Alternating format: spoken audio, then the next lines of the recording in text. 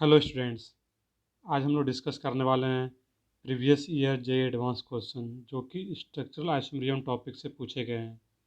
तो आप लोगों को याद हो पिछला वीडियो में जो हम लोगों ने डिस्कस किया था उसमें हम लोग डिस्कस किए थे metamerism and calculation of total number of structural isomerism. तो वहाँ मैंने जनरल क्वेश्चन को डिस्कस किया था कि स्ट्रक्चरल आइसोमेरिज्म ड्रॉ कैसे करते हैं, वहाँ पर मैंने सीखा था।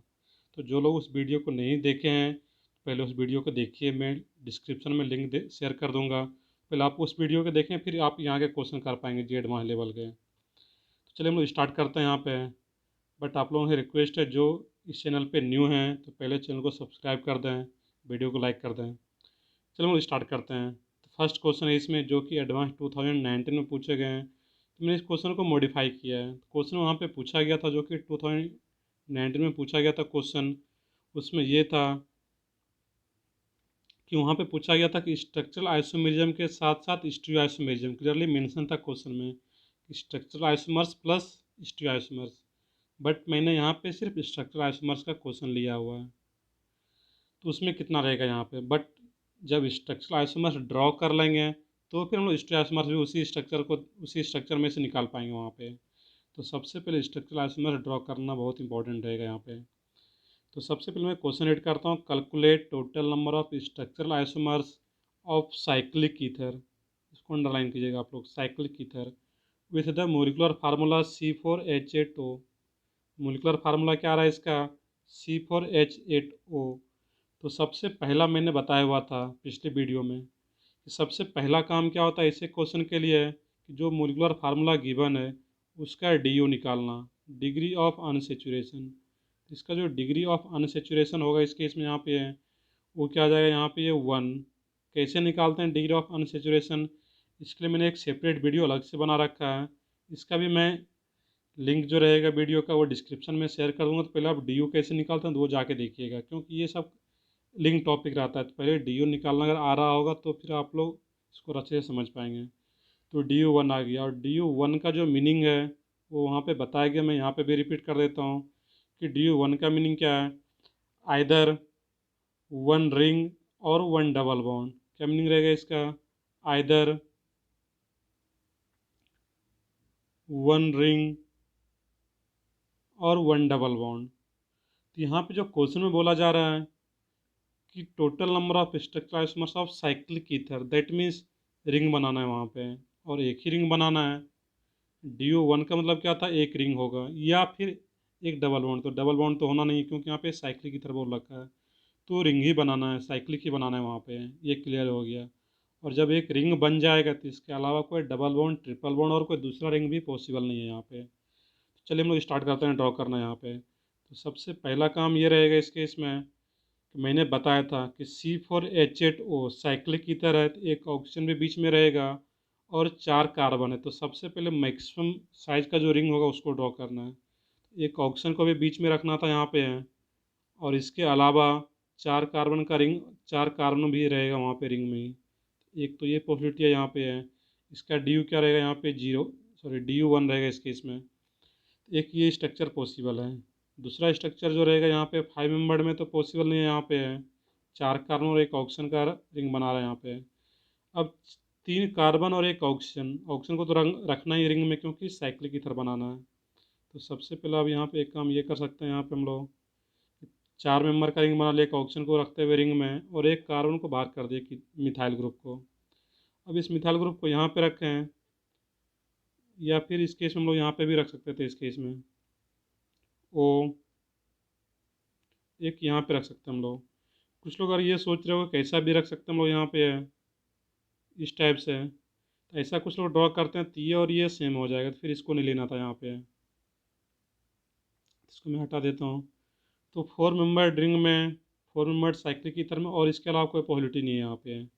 अब क्या करें, यहाँ पे 3 मेंबर रिंग में जाएंगे एक ऑप्शन को बीच में रखते हुए। यहाँ पे एक ही आ गया यहाँ पे है। चलिए मैं ढंग से ड्रॉ कर देता हूँ इसको, यहाँ पे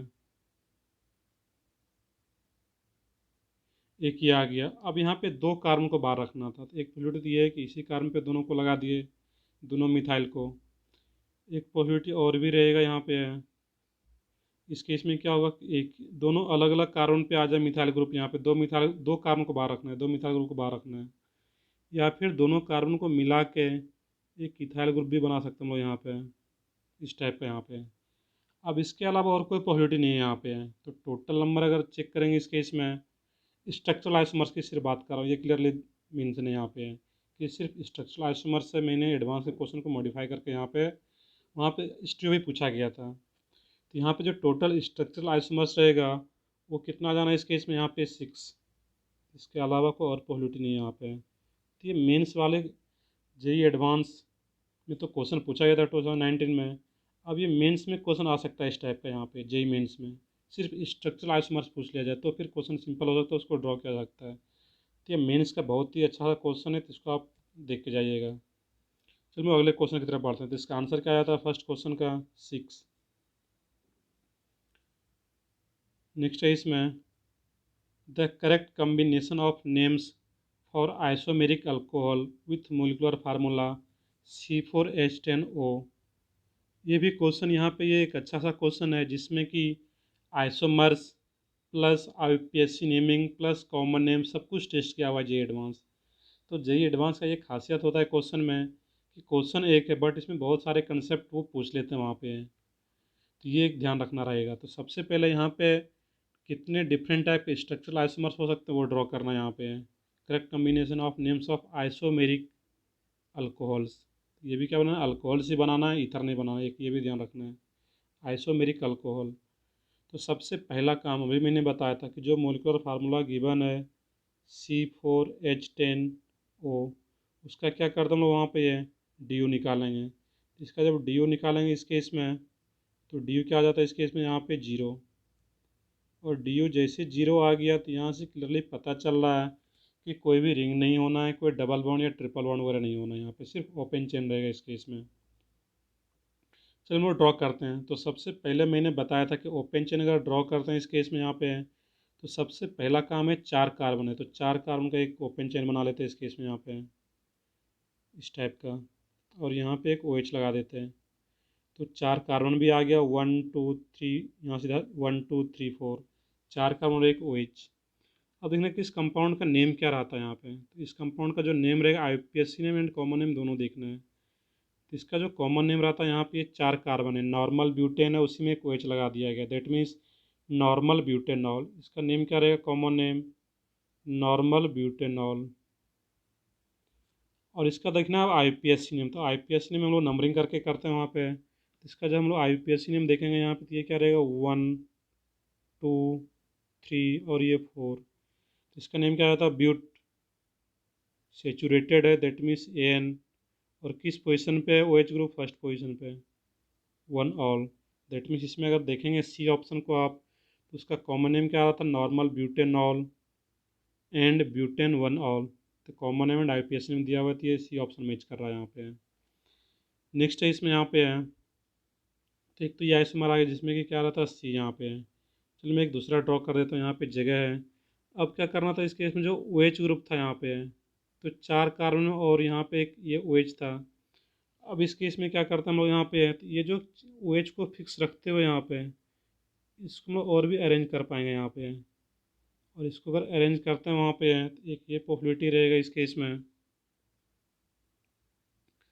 कि यहाँ पे क्या हो 1 2, एक सॉरी एक यहाँ पे एक और कार्बन ले लोगे इस केस में यहाँ पे, और एक OH को यहाँ पे लगा देना था यहाँ पे। तो एक ये भी पॉसिबल है यहाँ पे है। अब इस कंपाउंड देखने नेम क्या रहेगा यहाँ पे। तो इस कंपाउंड का जो नेम रहेगा यहाँ पे ब्यूटेन 2 ऑल। तो ब्यूटेन 2 ऑल एक भी ऑप्शन में नहीं आ रहा है यहाँ पे, एक भी ऑप्शन में ब्यूटेन 2 ऑल नहीं आ रहा है या 2 ब्यूटेनॉल नहीं आ रहा है, तो इसको फिर छोड़ दिए। ये भी आइसोमर है बट ये ऑप्शन में नहीं है यहाँ पे। तो नेक्स्ट देखना था यहाँ पे, एक तो आंसर C निकल के आ रहा था। इसका एक और मैं ड्रॉ करता हूँ एक यहाँ पे, तो इसमें एक और ये पॉसिबिलिटी था इस केस में यहाँ पे है, एक ये OH आ जाए यहाँ पे, इसका भी मोलिकुलर फार्मूला सेम आ रहा है यहाँ पे। अब इस OH जो आ रहा है इस कंपाउंड का जो नेम रहता है tertiary butanol, common name, and इसका IUPAC नेम लिख सकते हैं खुद से, ये 1 2 3 2 मिथाइल प्रोपेन 2 ऑल। तो इसका आईपीएससी नेम भी करेक्ट है और कॉमन नेम भी करेक्ट है इसका यहाँ पे। तो इसका आंसर ए भी आ जाएगा और सी भी आ जाता है इस केस में यहाँ पे। अब इसके अलावा एक पॉसिबिलिटी और रहेगा इस केस में यहाँ पे है कि यहाँ पे क्या हो ओ एच। इस केस में जो ओ एच रहेगा यहाँ पे, ये ओ एच यहाँ पे रहेगा और एक यहाँ पे सी एच थ्री लगा दिया जाए इस केस में यहाँ पे। अब जैसे सी एच थ्री वहाँ पे लगा दिया गया, अब इस कंपाउंड का नेम देखना था क्या रहेगा। तो उस कंपाउंड का जो नेम रहेगा वहाँ पे आइसोब्यूटाइल अल्कोहल। तो ये कौन सा ग्रुप था यहाँ पे, आइसो ग्रुप। तो isobutyl alcohol and 1 2 3 2 methyl propane 1 all. Isobutyl alcohol and 2 methyl propane on wall, that means ये डी आ जाता है यहाँ पे। इसके अलावा कुछ और भी अगर ड्रॉ करने का कोशिश करती है, यही 4 आइसोमर्स आता है। तो इसमें से तो ये हट ही गया, इसका नेम ही नहीं दिया गया है। तो ये 3 नेम दिया गया यहाँ पे है। अब इसके अलावा अगर देखेंगे यहाँ पे और भी कोई पॉसिबिलिटी अगर ड्रॉ करते हैं हम लोग इस केस में कि 3 कार्बन में 4 कार्बन को और पॉसिबल 3 कार्बन अगर ड्रॉ करते हैं हम लोग इस केस में यहाँ पे है। तो एक तो यहाँ पे कहीं भी ये 4 के अलावा और कोई पॉसिबिलिटी नहीं, इसमें 4 ही पॉसिबिलिटी है यहाँ पे। तो 3 तो आ गया, तो और कोई पॉसिबिलिटी वो रिपीट करेगा वहाँ पे, तो उसको नहीं लेना था। इसका आंसर क्या आ जाता है यहाँ पे है ए, सी और डी। मल्टीपल चॉइस में क्वेश्चन आया था, बहुत ही सुंदर क्वेश्चन था। Isomers, common name and IPSC nomenclature का मिक्स्ड एग्जाम्पल था ये, मिक्स्ड क्वेश्चन था, बहुत सुंदर क्वेश्चन था। चलिए आगे बढ़ते हैं हम लोग इसमें यहाँ पे। नेक्स्ट है इसमें यहाँ पे एडवांस 2010 का क्वेश्चन है, the total number of cyclic isomer possible for hydrocarbon with the molecular formula C4H6। मैं फिर से रिपीट कर रहा हूँ, C4H6 गिवन है। तो सबसे पहला काम क्या होता है, डी निकालना। तो इस कंपाउंड का जो डी रहेगा वो क्या आ जाता है यहाँ पे 2। डी कैसे निकालते हैं, तो डिस्क्रिप्शन में लिंक शेयर किया गया, तो पहले आप उस वीडियो को देखें तो फिर ये और अच्छे समझ में आ पाएगा डी। चलिए हम लोग देखते हैं इसमें यहाँ पे। जैसे डी यू टू निकल के आ गया, तो इसका मीनिंग क्या रहेगा यहाँ पे, आइदर वन डबल बॉन्ड। ये डी यू टू का मतलब एक डबल बॉन्ड हो सकता है और एक रिंग भी हो सकता है यहाँ पे। और एक रिंग, एक तो रिंग बोला जा रहा है यहाँ पे, साइक्लिक आइसोमर बनाना है।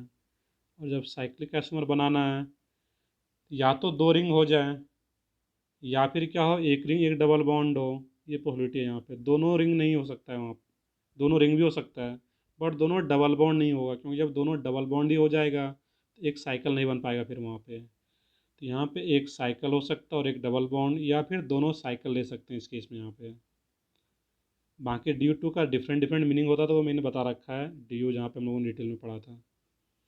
अब यहाँ पे देखना है इस केस में कि सबसे पहला काम क्या रहेगा यहाँ पे है कि हम लोग एक रिंग और एक डबल बॉन्ड से स्टार्ट करते हैं। तो एक रिंग क्या यहाँ पे होगा, एक ये रिंग आ जाता फॉर्मर रिंग। कैसे स्टार्ट करना था, ट्रिक क्या था इसका, कि जितना मैक्सिमम नंबर ऑफ कार्बन का मोलिकुलर फार्मूला उतने कार्बन का एक रिंग बना लेना था यहाँ पे। तो 4 का और एक डबल बॉन्ड, इसमें अब कोई पॉसिबिलिटी नहीं है यहाँ पे। तो अब क्या करेंगे हम लोग, थर्ड कार 3 कार्बन का रिंग बनाएंगे और इसी में एक डबल बॉन्ड लगाना है यहाँ पे। बट एक कार्बन कम हो गया, तो एक कार्बन को यहाँ पे हम लोग दिखाते, चलिए एक कार्बन को मैं यहाँ पे दिखा दूँ। अब एक कार्बन को अगर यहाँ पे दिखाया जाए या फिर यहाँ पे दिखाया जाए इस केस में, तो ये दोनों क्या है, सेम है, तो फिर इसको नहीं लेना था यहाँ पे, वो रिपीट कर जाएगा। अब एक और क्या पॉसिबिलिटी है यहाँ पे, एक और जो पॉसिबिलिटी था यहाँ पे कि डबल बॉन्ड को यहाँ पे रखा जाए, डबल बॉन्ड को यहाँ ही रखा जाए और एक CH3 ऊपर लगा दिया यहाँ पे। तो एक ये पॉसिबिलिटी है, डिफरेंट आइसोमर मिल रहा है। अब क्या करना यहाँ पे है, जो डबल बॉन्ड है अभी तक रिंग के अंदर था, वो डबल बॉन्ड रिंग के बाहर भी हो सकता था यहाँ पे। एक ये भी पॉसिबिलिटी है यहाँ पे, इसको ध्यान से रखना, ये जनरली छूट जाते हैं। और एक और जो सबसे इंपॉर्टेंट है इसमें आइसोमर्स, वो रहेगा इस टाइप का यहाँ पे, जो सबसे ज़्यादा छूटने के चांसेस रहते हैं। तो इसको भी देखना है कि डी यू टू निकालने का ये सब बेनिफिट है। तो डी यू टू निकालने का कंक्लूजन यहाँ से देख लेंगे तो फिर छूटने का चांस नहीं है वहाँ पे, कि एक भी छूट पाए वहाँ पे, सारा पॉसिबिलिटी आ पाएगा वहाँ पे। इसमें एक total number of cyclic isomers बनेगा, वो क्या रहेगा इसमें 5। तो ये 5 आ रहा है यहाँ पे। तो यहाँ पे लास्ट में 2 रिंग वाला भी केस है जिसमें कि 4 ही कार्बन आ रहा है यहाँ पे, इस टाइप का यहाँ पे। तो इसको भी याद रखना था इस केस में। तो आंसर क्या रहा था इसका 5। चलिए हम लोग नेक्स्ट क्वेश्चन देखते हैं। एडवांस 2007 का पूछा हुआ क्वेश्चन है, the number of structural isomers of C6H14 is. अब यहाँ पे देखना था, मैं फिर से रिपीट कर रहा हूँ, इसका डी यू क्या रहेगा इस कंपाउंड का, इस कंपाउंड का डी यू क्या है 0, और कंपाउंड का डी अगर जीरो हो गया तो हम लोग समझ पाएंगे कोई भी रिंग नहीं होगा, कोई डबल बॉन्ड नहीं होना यहाँ पे। अब इस केस में क्या करेंगे हम लोग, तो सबसे पहले मैंने बता रखा है ट्रिक, जितना कार्बन का है उतने कार्बन का ओपन चेन बनाना था। तो सबसे पहले क्या करते हैं हम लोग, यहाँ पे 6 कार्बन का एक ओपन चेन बना लिया यहाँ पे। अब क्या करें, एक कार्बन कम करते जाएंगे, यहाँ पे एक कम कार्बन करेंगे यहाँ पे, इस टाइप का आ जाएगा यहाँ पे। तो एक 5 कार्बन का चेन और एक CH3 को बाहर कर लिए। अब क्या करेंगे, उसी CH3 को यहाँ पे बीच में लगा दिए, एक ये भी डिफरेंट आइसोमर बन रहा है। अब क्या कुछ लोग ऐसा भी सोचेंगे यहाँ पे कि CH3 को यहाँ पे लगा दिया तो ये और ये सेम हो जाएगा, तो फिर इसको नहीं लेना था यहाँ पे, तो ये और रिपीट कर जाता है वहाँ पे। अब क्या करेंगे हम लोग, तो 5 कार्बन और भी कोई पॉसिबिलिटी नहीं है यहाँ पे, तो अब क्या करेंगे 4 कार्बन का बनाएंगे वहाँ पे। और जब 4 कार्बन का बनाएंगे तो एक पॉसिबिलिटी ये है यहाँ पे है, एक यहाँ पे ग्रुप लगा दिया जाए और एक यहाँ पे ग्रुप लगा दिया। 2 मिथाइल को बाहर करना था, 4 कार्बन का चेन रखना था यहाँ पे। अब क्या करेंगे इस केस में, यहाँ पे दोनों मिथाइल को एक ही कार्बन पे लगा सकते थे, कि ये भी पॉसिबिलिटी है, बिल्कुल लगा सकते हैं कि ये भी आइसोमर रहेगा। तो 4 कार्बन देखना और भी कोई पॉसिबिलिटी है ही नहीं, तो 4 कार्बन हम लोग या तो दोनों एक ही कार्बन पे रख लिया यहाँ पे है, या फिर दोनों अलग अलग कार्बन पे रख लिया और एंड पॉइंट पे लगा देंगे, फिर कार्बन एटम भी बढ़ जाएगा, मेन चेन 5 का हो जाएगा, तो वो फिर पॉसिबिलिटी नहीं है यहाँ पे। चलिए हम लोग देखते हैं 3 कार्बन का चेन रखते हैं यहाँ पे। तो 3 कार्बन का चेन रखते हैं, तो यहाँ पे एक मिथाइल, एक यहाँ पे मिथाइल रख लिए हैं। अब यहाँ पे अगर लगा देते हैं इस केस में, देखिए अब ये किससे रिपीट हो गया, यहाँ पे है तो ये रिपीट हो रहा है, तो ये किससे रिपीट हो रहा है इस केस में, इस वाले से रिपीट हो जाएगा यहाँ पे। तो इसको नहीं लेना था यहाँ पे, 3 में भी पॉसिबल नहीं है यहाँ पे। तो इसमें जो टोटल आएगा यहाँ पे है वो 5 ही आ पाएगा यहाँ पे, इसके अलावा और भी कोई पॉसिबिलिटी नहीं है यहाँ पे। तो ये टोटल जो रहेगा यहाँ पे है, ये 5 आना यहाँ पे है। 1 2 3 4 5। ट्रिक क्या था, सबसे पहले 6 कार्बन का, फिर 5 कार्बन में सारा पॉसिबिलिटी, फिर 4 कार्बन में सारा पॉसिबिलिटी, फिर 3 कार्बन में। एक बार क्रॉस चेक भी करना है इस क्वेश्चन में, कोई छूट तो नहीं रहा है या फिर कोई रिपीट तो नहीं हो रहा है यहाँ पे। इसका जो टोटल आंसर आता है वो क्या रहेगा, 5। तो इस टाइप के क्वेश्चन जे एडवांस में पूछे जाते हैं, और आजकल तो जेई मेंस भी इस टाइप के क्वेश्चन पूछ रहे हैं न्यूमेरिकल बेस्ड, और यहाँ पे बहुत ही सुंदर सा न्यूमेरिकल बेस्ड क्वेश्चन बनता है। तो इस पार्ट को आप लोग ध्यान से देखेंगे, और स्पेशली जो एडवांस में पूछे गए क्वेश्चन हैं वो जेई मेंस में रिपीट हो सकता है, जो बहुत पहले पूछे गए हैं, तो इसको आप करके ही जाएँ, तो फिर आसानी से क्वेश्चन एग्जाम में सॉल्व हो सकता है, इसका प्रैक्टिस करके जाएँ। चलिए वीडियो को लास्ट तक देखने के लिए थैंक यू, फिर हम लोग अगली वीडियो में मिलते हैं।